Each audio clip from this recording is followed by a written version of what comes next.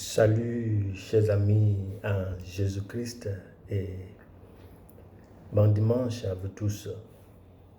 Nous sommes au 15e dimanche du temps ordinaire de l'année B et nous méditons autour du thème parce que les prophètes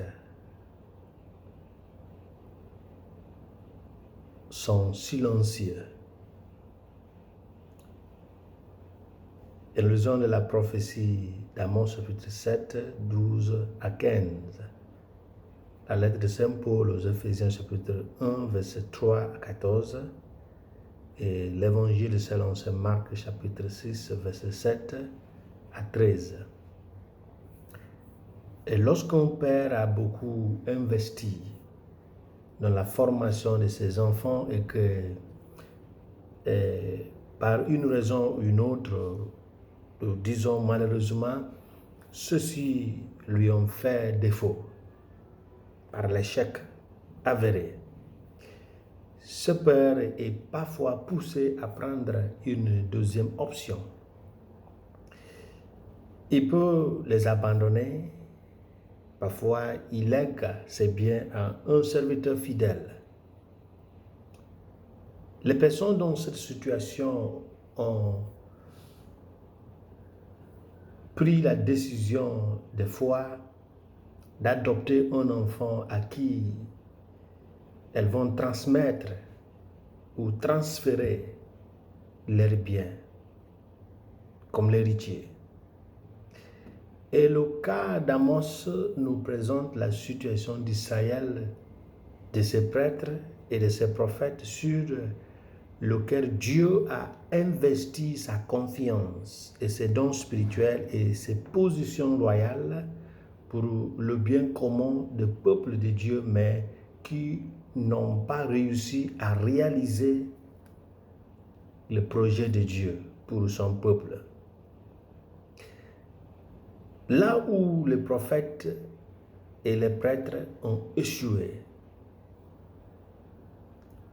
vu que Dieu ne restera pas sans qu'on ne parle de lui, il va susciter un simple cultivateur, un simple berger pour prendre la place des élus. Il est pertinent de noter que Dieu, dans son omniscience, ne peut jamais être vaincu. Même lorsque, si vous voulez, les prophètes ont échoué, la parole de Dieu sera toujours proclamée. Voici donc le contexte du choix d'Amos, un tailleur de sycomore qui a été choisi et envoyé en mission pour parler contre les rois, contre les prophètes et même contre les prêtres, légalement choisis et instaurés, mais qui ont échoué dans leur mission. Et si nous pouvons demander, qu'est-ce qui était la faute de ces hommes choisis, ces élus sacerdotaux et prophétiques? Le texte de l'Évangile semble avoir la réponse à cette question de base. Est-ce que c'est l'attachement à l'argent ou le désir de s'asseoir avec les rois et les princes coûte que coûte? Pourquoi cet échec? Si nous apprécions notre position en Dieu, nous allons comprendre combien Dieu est susceptible de se sentir mal et blessé lorsque nous ne sommes pas à la hauteur de son attente divine. Et Paul nous dit quelque chose. Il nous dit, il nous a bénis de toutes les bénédictions spirituelles dans les lieux célestes en Christ, selon qui nous a choisis en lui avant la fondation du monde, pour que nous soyons saints et irréprochables devant lui dans l'amour. Il nous a prédestinés à l'adoption d'enfants par Jésus-Christ selon le bon désir de sa volonté, à la louange de la gloire de sa grâce qui nous a fait accepter dans le bien-aimé, en qui nous avons la rédemption par son sang, le pardon des péchés selon la richesse de sa grâce. Éphésiens chapitre 1, versets 3 à 7. Le but de tout ce que Dieu nous a prodigué est contenu dans le verset 7 du passage que nous venons de lire, afin que nous soyons saints et irréprochables devant lui dans l'amour. Et au verset 6, à la louange de la gloire de sa grâce, par laquelle il nous a fait accepter dans le bien-aimé. Vous voyez comment Dieu s'est investi dans l'homme, de sorte que lorsque nous n'arrivons pas à vivre selon ses attentes, il se fâche et il est capable et prêt à nous déplacer, à nous faire remplacer. Lorsque les activités de l'humanité ne sont plus à la louange de la gloire, de la grâce de Dieu, la dignité de l'humanité est en question et Dieu est poussé de considérer le plan B, la deuxième option. Et les activités de l'humanité devraient refléter notre connaissance de la gratuité de l'amour de Dieu et son invitation à partager gratuitement avec les autres les dons que nous avons reçus. Et c'est pourquoi il est nécessaire de réexaminer le but de la mission chrétienne. Depuis la chute de l'homme, la mission est devenue une invitation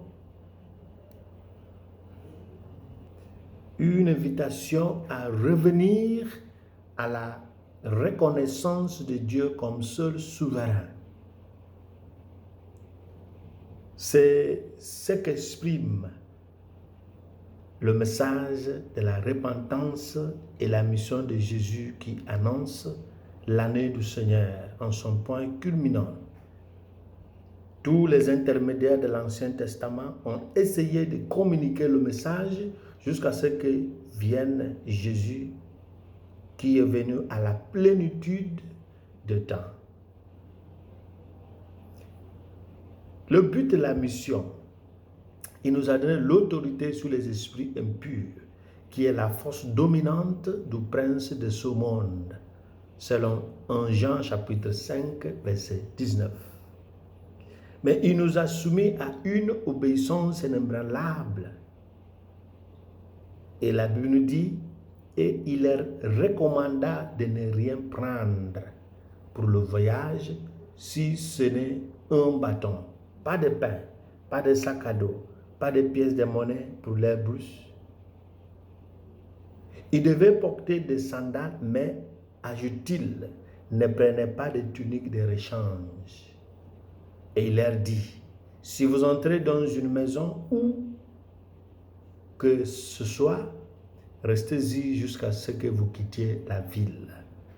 Chapitre 6, verset Marc, verset 8 à 10. Par là, Jésus invite tous ceux qui vont parler de lui au monde, les missionnaires, les instituteurs,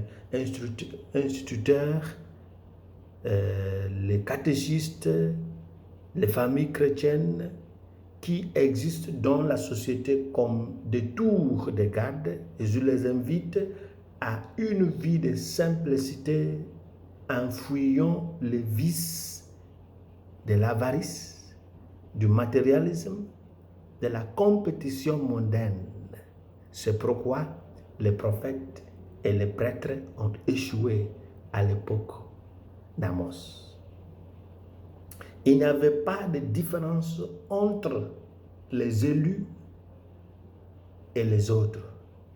Et c'est pourquoi Dieu a mis la main sur un simple cultivateur, un simple berger, pour prendre, pour faire, pour communiquer la parole à la place des élus, à la place des choisis et ordonnés. Comme Amos, lorsqu'un porte-parole de Dieu commence à s'opposer au mal perpétré par les prétendus porteurs de la bonne nouvelle ou au nombre de l'époque actuelle, on doit lui rappeler qu'il est étranger. Ce qui amène le commandement final de Jésus aux missionnaires. Et si, quelque part, on ne vous accueille pas et qu'on refuse de vous écouter, en vous éloignant, secouez la poussière sur vos pieds pour leur servir de témoignage. Alors, permettez-moi de dire que si vous voulez vivre selon le principe chrétien, les gens vous rejetteront, mais si vous décidez de jouer le jeu avec eux selon les normes du monde, vous serez aimés, mais au détriment de votre salut et le salut de ceux qui te suivent ou ceux qui vous suivent, et au détriment de votre développement authentique et humain. Retenons notre thème parce que les prophètes sont silencieux. Lorsque quelqu'un qui doit parler ne parle pas face à une situation d'injustice ou maladroite, il y a quelque chose qui ne va pas en lui. Mais comme Dieu ne dépend pas de notre silence, on ne pourra jamais réduire au silence la parole. Parce que la parole est éternelle. Il fera résonner la parole à travers d'autres moyens. Si les moyens choisis et ordonnés deviennent silencieux parce qu'il y a des compromis, il y aura des émotions de tous les domaines de notre vie. Et nous prions aujourd'hui que notre époque ne soit pas l'époque où Dieu va nous déplacer parce que nous avons décidé de ne plus répondre à notre vocation. Qu'il nous fasse grâce et que nous comble de cette audace spirituelle et qui nous aide à vivre en lien et en conformité avec ce qu'il a investi en nous pour que nous puissions au dernier jour marcher avec lui et voir son visage tel qu'il est, et qui nous bénisse le Père, le Fils et le Saint-Esprit. Amen.